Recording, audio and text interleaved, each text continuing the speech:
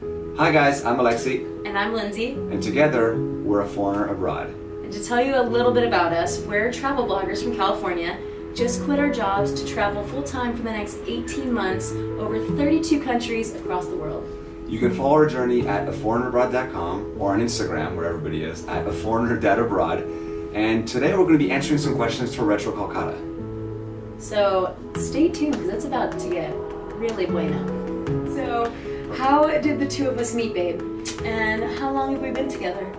We met back at work, actually, which is where you're not supposed to date people. We met 5 years ago. Yeah, 5 years ago. And we were doing a fitness program where we just worked out for 90 days. We got real ripped. And then I took my shirt off. She was like, hey, the IT guy's pretty interesting. He had really nice abs, so no regrets. Yeah. Wait, when did our travel obsession begin? You know, I would say our travel obsession began from the start of our relationship. Yeah. Because you were already so well traveled. I was not, but I wanted to be. So I had this guy who was kind of like a guide into experiencing different parts of Europe and challenging me, like, where do you want to go on our honeymoon? Let's try something unique. So we went to Fiji, New Zealand. But he made everywhere super exciting for me because at the end of the day, I had no idea what I was doing. So we've been 5 years going strong, and I would say every year we've made travel a key point in our relationship. All right, lovers, so what made you realize that you wanted something different than the average 9-to-5 job? Probably not loving my 9-to-5 job to begin with. No, I loved my job, actually. I had a really good one, I had really good coworkers, but we didn't feel fulfilled. I wasn't getting what I needed. I was getting the money, which was great, but I didn't come home like, yes, today I did something amazing. I would say, honestly, I was pretty in the same boat. I was a producer in the film industry, which sounds super glamorous, but it's very stressful. It is. And I know, here's a newsflash, I don't handle stress well. So, we really had some serious conversations about, is this really what we want out of life? And it honestly took us less than 10 seconds to answer no. So we both decided that maybe we should give full-time travel a shot. Because at the end of the day, what do we have to lose? Those stressful jobs are always waiting for us. But the world's a big place, and I felt like for us to not at least try to give this a shot and explore and make the most of it, we'd regret it for the rest of our lives. So I'm up for it. All right, babe, so tell them what made us want to travel the world indefinitely. Good word right there. And put our plan into motion. Like, what was involved in all of that? This is a big question we get a lot, is how did you get started? And we started the same way you probably would, which is by freaking out and not knowing what to do and doing a lot of Googling and asking our friends. But what kind of came together is we just listed all the places we wanted to go, and then we organized them in order of where we wanted to go and made a big old list. Said, all right, we have a list, what now? And then we just started breaking down, and I was a project manager, so this is kind of my gig. You take a big thing and you break it down into smaller and smaller increments so you can get it done. And so just taking your dream and being like, instead of praying, how am I going to travel the world, is, okay, where are we going to go? Next up, how are we going to get from point A to point B? Next up, how are we going to pay for housing? Those kind of things. And once you break it all down, it's not as intimidating. It's true. What is your favorite memory from our travels together? Wow, that is a very good question. I'm not gonna lie, I must say, for me personally, it's quite recent. And it was our 4-day trek on the Inca Trail to Machu Picchu. Because it was so difficult, I'm not gonna lie. There were a lot of steps involved, and the steps are all very uneven. I'm talking like this big, and then like this big, but then like this big. So that constantly going up a gigantic mountain, it definitely burns the buns. But, as you're going along, you're hiking, sometimes up to 11 hours a day. But along the way, we would run into Incan ruins that you would only access if you were on this trail, which I thought was incredible. Because, that's a once-in-a-lifetime experience that you get that you wouldn't have had, if you tried to take the train there or the bus. It's something you have to take that trail in order to experience that. it was really awesome to share that with you. And we found one place, what's it called? I always butcher the name. So it's Wine We Knew. Wine We Knew. And tell them, babe. Tell them why it was our favorite. Beautiful ruin. We got there midday and there's no one else there. It's just us, which is already primo. So we're exploring, we're having a good time, and then our guides go, okay, our campsite's 20 minutes that way. Let's go over there. So we go, we set up camp, we have a delicious dinner. But then after dinner, I'm like, hey, what if we went back to that ruin at nighttime? So I go over to our guide, Claudio, who's amazing. I go, hey, Claudio, can we leave for the ruins? He goes, yeah, that's fine, not a problem. Just make sure, you let us know, and you come check back in when you come back. So we go, and we talk up all the people, and we all walk out there, and it's only 6 of us, and we're walking along these ruins, and it's a full moon. The ruins are illuminated, so it's beautiful. But above us, you had the stars and the beautiful night sky. And then we're sitting there and enjoying the moment. And there's all this fog at the bottom of the valley. And then all of a sudden, one of the people on our tour was like, you guys, I think that's the train, because there's a train that goes to Machu Picchu. But it's coming through the fog, so you can kind of see it, kind of not. You can mostly hear it. And it was just a magical moment. It's one of those things, we can tell you all about it, but unless you were there, you can't really experience it. But it was just, it felt magical. And it literally looked like a cinematic scene out of a movie. Yeah. And I was just looking at you and I was like, this is our life. That is awesome. It was amazing. So that was a moment I'll remember for the rest of my life. And that whole trip has left us speechless, so we should go. All right, darling. Tell us which destination has surprised you most and why? Out of this trip, we've only been to 2, but I'm gonna go with Santiago. I was thinking the same thing. Just because I knew Santiago was a beautiful built-up city. I had no idea how insane it is. There are so many people here, but by the way, that's where we are right now. Yeah, sorry. That's true. It's what's crazy about this city is that 7 million people live here, which is a lot of people. But they've built all these open parks and wide streets, so you're surrounded by people and they're all on the street all the time. It seems everyone's always outside, but you're not bumping into people, you're just enjoying it and you're surrounded by life and there's music everywhere. We saw a guy performing opera on the street yesterday. Because that's normal, but it's amazing. Absolutely amazing. The day before we saw a band performing and there were some dancers and then Spider-Man came out and those... Yeah, we don't even know what was happening, but the things that we've seen have honestly blown us away. Yeah. And it really, I wasn't sure what to expect coming here. We kind of, at least, I think we both do this, kind of go into cities blind, which makes it a little bit more exciting for us because we don't have expectations. We just kind of let ourselves experience it on the fly, and it makes that experience all the more real.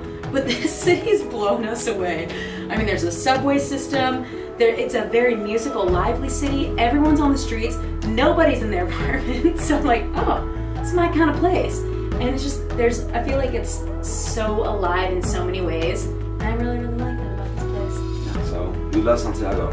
Santiago, killing it. Alright, Liz, here's a fun question for you. Has our lifestyle presented any challenges? The answer is yes. But it's not, not fully in a bad way. The thing with travel's super glamorized, but things don't always go to plan. So you have to be super adaptable and expect that. One prime example is even landing in Santiago. We always take Ubers everywhere, but we didn't realize that Ubers are illegal to and from the airport. Fun fact of the day. So we had the hardest time getting an Uber. Then we found one, but he was afraid of where to park to pick us up. So we're looking for this guy for like 45 minutes. Thank God, he was a sweet angel. I will keep his name unnamed, but he came and found us, parked his car, brought us to his car to take us to our home location, which was here. So he was a sweet gem, but that was just something that we weren't expecting. And when you land at 4:30 a.m., looking for your Uber for 45 minutes isn't exactly like the top on your list, but we made it work. So, travel, it keeps you on your toes, but it is worth it. All right, I like this question, babe. Where would you like to visit that you haven't visited before?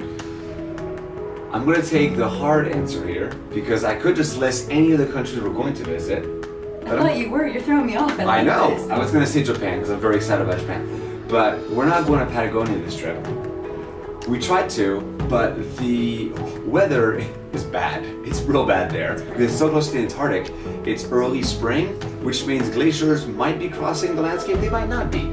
So we decided, hey, let's make it a separate trip. And so that's where I want to go next time. I want to do another South America trip because we're falling in love with this continent.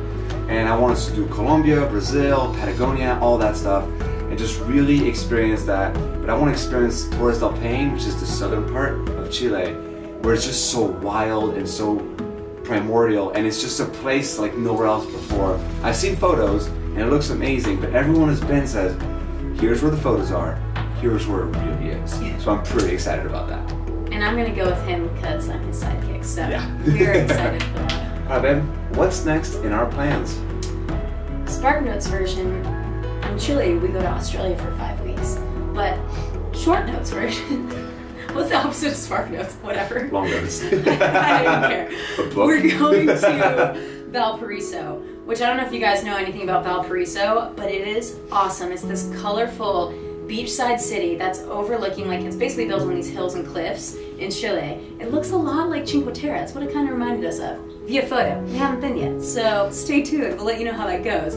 But we have that next, and we're really, really excited because it's just all about culture there. We happen to be going for their Independence Day in Chile as a whole, which apparently is their favorite holiday of the year.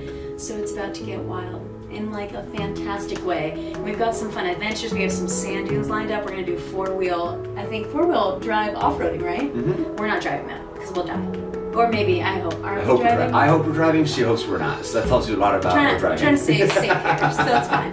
And then we also have some, my personal favorite, wine and bike tours. Because when you're in Chile, the one thing you should do is drink wine. It's good for your skin. I don't know if that's true, but it's good for you. Shameless plug, aforeignabroad.com, we have our itinerary there, and you can see where we are, where we've been, and where we're going. I like that. So I'm having trouble remembering this question on my own, so I'm going to read this. This is take 5. Go ahead. What were some of the logistical challenges of planning long-term travel with your partner? You nailed it. AKA Nice. me. I'm really good at reading. Time is a really, really hard thing to manage when you're planning travel because it's exciting, but you're also tired and you still need to do laundry and pay bills and everything else. I would say that was the hardest thing for us, is finding time to plan our travel. That was the biggest one, because you want to see your friends, so you make plans on the weekends, and all of a sudden it's Monday morning and you haven't planned any more of your trip. So what we had to do, unfortunately, is kind of go on lockdown, and we would put in our calendar this Saturday, trip planning time. Tuesday night, trip planning. Our date night used to be every Wednesday, and so what we started doing is made our date night a time to plan our trip. And maybe have some wine, but also plan the trip and have a guaranteed focused time. Which is honestly, it was hard, it was difficult because you want to see your friends, and we knew we were leaving, we wanted to see family as well. But all of the hard work that we put in on the back end has totally paid off. And we're 3.5 weeks into our trip now, and it's already one of the best vacations I've ever been on. And we're just getting, this is like the warm up, so the best is yet to come. Okay, babe, how many countries have we now visited together? And are there any standouts? I know the answer, they do not. All right, let's break this down, guys. All right, so we did Jamaica together, that was our first one. Yeah. Then we did France, which is where this freaking Casanova proposed in front of the Eiffel Tower, which every girl knows that's like your absolute dream. I didn't see it coming because I'm oblivious, but it was incredible. Then we did Spain after that, which was also incredible. For our honeymoon, we did New Zealand, Fiji. That was also amazing. Then, I know we've done Canada because we're snowboarders, so we had to have Whistler, of course. We've done Peru now, and Chile. So what's that put us at, 7, 8? I already lost count. But the thing is, we actually have 32 lined up for our world tour. So we're gonna end somewhere in like the mid-30s by the time this is all done, which makes me feel nuts. But I would say, per what we talked about before, Peru's definitely up there for me. But a hard runner-up is hands down New Zealand, because there's so much to do. I mean, we did river rafting off of a 21-foot waterfall. That was terrifying, but that was awesome. We did Blackwater river rafting, which is like inner tubing in a cave under glowworms. We saw hot springs. You name it, we tried it, and it was awesome. So yeah, that's my answer. What's been the most challenging aspect to traveling as a couple? Ooh. Besides being stuck with me every day. That's a real tough question. Can you leave for a minute? No, I'm kidding. Yo, The hardest part is probably, I'm trying to think. I know what it is. You're tired and you're cranky. I'm speaking from personal experience myself. There were a couple of days where we had 4 days in a row where we had like 3 a.m. wake ups, and then we had to move and we had to travel, we had to go to a new place, we had to go to a new Airbnb, and you get tired and you get cranky. And it has nothing to do with the other person. You're just very unhappy, and that's the hardest part, is holding that back so that you don't snap at them, because they didn't do anything wrong. It's not their fault the Airbnb is not open. It's, you know, it's just the world. And so that's been really hard, but it's also been a really good learning experience, because we're getting much better at when the other person might be snappy, which happens to all of us. We don't take it personally. Like, hey, I get it. Or her favorite, I'll be cranky. She goes, "Are you hungry?" And I'm like, I am hungry. Huh. So that's actually been a really cool learning experience right there. and he knows for me, he'll be like, "Do you want wine?" And I'll be like, I do want wine. So that tends to, you know, we understand what one another needs in times of struggles. What is your favorite part of living abroad? Ooh, another good question. I love it. All right, let's see here. You know, I'd have to say something I love about living abroad is you really immerse yourself into culture.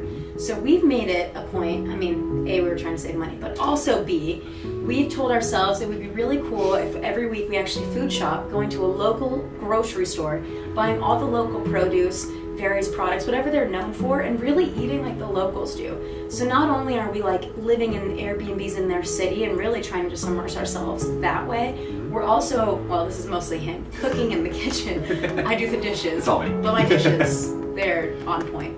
They're the cleanest thing I've ever seen. But we, you know, like for example, when we were in Peru, we were buying this bread called chauta that looks like a giant pizza pie, but it's super sweet. I mean, the bread lasts us like a whole week. We'd do like a fried egg on top for breakfast, or like butter and homemade jam. And it was one of the best breakfasts we've ever had, but that was local to that area, you know? So it's one of those things that's really, I love it because I feel like we're living as the locals do and really just embracing their culture, their heritage. And it's honestly, in my opinion, it's one of the best ways you can travel. And I'm learning how to cook really well in the process, which is kind of nice. And I'm learning how to eat really well in the process. So it works out. All right, love bug. What do you miss most about home? That's a super easy one, friends and family. I don't miss our apartment. I don't miss my job. I don't miss, you know, the food or anything else. I miss the people. I miss the people that I work with every day, actually. You don't think about that, but your coworkers, your friends, you see them every day. Me too. I miss my family. I haven't seen them in a while. We were video chatted last night. It was fun, but it's not the same. I miss her family. I miss our friends, and I miss seeing them. That's the hardest part about traveling, which is why we implore you, if you know us, come and see us. Or FaceTime us more, because we love it. Yeah, either one, but traveling is better. Yeah, we definitely, and that, I would agree. It's, you know, it's hard to be apart from family, and you miss out on we're missing weddings, which is really hard for us. Some of our best friends are getting married. We're missing that. But it's kind of the sacrifice that you make to do this once in a lifetime trip, because, you know, we don't know how long we have on this world. We hope we have a long time. But our philosophy is you just really don't know, so you gotta live each day to the fullest, and if it means sacrificing a few things to be here and to see what we're seeing and to immerse ourselves in culture, then that's a risk we're willing to take. But we do miss you, fam. Yeah. We love you. What's the greatest thing about traveling as a couple? Well, besides you cooking for me all of the time, that's not my answer, but it's nice. I would say, you know, you immerse yourself in these cultures, you go to these countries, you really don't know anyone, and all I have is him. But I love it. It brings us, we already were so close, but I feel like we're so connected now, no matter where we go. I feel so safe traveling with you. I'm learning so many new things. Like, it's a known fact in our friend circle, I'm not the best with public transportation. Oh, I think I spit there, I'm sorry. But he has taught me so much already about subways and buses and just trying this thing called walking. It's really helping us out. But you know, it's really exciting to go to these places that we know literally nothing about. Like, we have the cities down, we have some excursions planned throughout, but other than that, we're kind of going in blind. And we get to discover these places together. And I love that. I love sharing that with you, and I wouldn't want to share it with anybody else because you're my best friend. Aww, sweet. I know, I'm pretty cute. All right. next question. What advice would you give to other married couples who want to do long-term travel? We've only been married for 2 years, so I don't feel qualified to give marriage advice just yet. What I've learned so far is it's the same lessons that apply to overall marriage. Communication, listen to each other, and share things with each other. You want to keep doing things that excite you and make you happy and that excite the other person, so listen to them. A big part of traveling is experiencing new things, which will bring you closer together, but make sure that it's things you both want to experience. And that's, to me, one of the best parts about traveling with this girl is that we do some things that I would never have done on my own, and vice versa, and it helps us grow as people. And so that's my advice, is talk about what you want to do, be honest about what you want to do, and then set your mind to it and then do it together. Because then not only do you have this amazing experience, but you also get this feeling of like, we did this and we accomplished it together, which strengthens the bond. That was so beautiful. I don't even know what else to say, but that was perfect. Alright babe, have you ever been to India? And is there anything you know about Indian art and culture? Ooh. So the truth is, we unfortunately both have not been to India, but it is on our list. I know we talked about doing a round tube trip, where we hit up South America is a big part, as well as India, and I think maybe for him, Russia, he really wants to go to Russia. So I said we can definitely arrange that. But India looks like it's such an incredible place. We haven't gotten there yet because it is actually really hard when you're planning for a trip this long. Even though you feel like you have an infinite amount of time, our promise to each other was the countries that we did pick, we wanted to really give ourselves sufficient time to really blend in with the locals, to understand the culture, to really just immerse ourselves completely. So most places, I think the shortest stay we're staying in a country is 2 weeks, all the way up to like 5 weeks, so that we can really, really embed ourselves. Problem is, when you do that, you actually kind of run out of countries, even if you're traveling for a year and a half. So unfortunately, India isn't on this one, but next time, 100%. I'll let you answer the back half of that. Yeah, she meant we ran out of time, not countries. There's endless countries, we're running out of time. Yeah. But he's so good with words. Words. No, the thing about India is that, so it's something that we both really want to visit. I've wanted to visit for a long time. But it's a big place, and there's a lot of difference. And northern India and southern India are so different. We want to be able to make sure we can dedicate enough time to truly experience the culture. And so we didn't feel like we could just shove it in there as a 2-week trip. That just wouldn't be right. And there's a couple countries that we actually decided to push off for round 2, as she mentioned, so that we could truly immerse ourselves. We know a little bit about Indian art and culture, but there's a lot more we could learn, and we'd love to. And that's kind of how we feel with every country we go to. We go in, as we mentioned, kind of blind, but then we experience the art and culture like on the fly, and that makes it super special for us. So don't you worry, India. We're coming for you now. So we shot this for Retro Kolkata, which is an initiative trying to combine national and international art and culture, specifically from an Indian perspective, with the rest of the world. And it kind of fits in really well with our initiative, which is the idea of going out there and experiencing more, and then realizing that the whole world over, everyone is so different, but at the end of the day, everyone is kind of similar. We're all people trying to make our lives and just enjoy time and learn more and be friends with other people and everything else. And we love the idea of combining cultures from all over the world and showing it to each other, so that all of a sudden you become a newer, better, bigger person. And we think that's kind of the greatest initiative you can have. Retro Kolkata asked us to address specifically any of our Indian audience and followers. I would say Indian culture isn't as well represented right now on Instagram and other places as elsewhere, but that can be fixed and that can be improved, and we want to see that. We want to see a little bit of every culture. And so do your part, reach out to us or represent yourself, or however you want to do it, but make sure you represent your culture and then immerse yourself in other cultures. And this way, we can all become better people. And honestly, we're honored, to even be featured in the first place, but we are here to help. So if anyone has questions on how to build your career, or if travel's a passion of yours and you're kind of scared, like how the heck do I even get started? That's what we're here for. We actually eventually long-term want to start doing how-tos for people so that they understand that this actually is easier than you think. I know it looks daunting, but with the proper guidance and help, it's actually quite feasible. And we would love to give that to you. So, if you have questions, hit us up. Shameless plug, babe. Instagram at aforeignerabroad, aforeignerabroad.com, and then most importantly for you, contact at aforeignerabroad.com. Shoot us an email, shoot us a direct message. We check them all the time. Our whole thing is to be connected with our audience, so reach out, we're there. We're available. Thanks guys for having us. Appreciate it.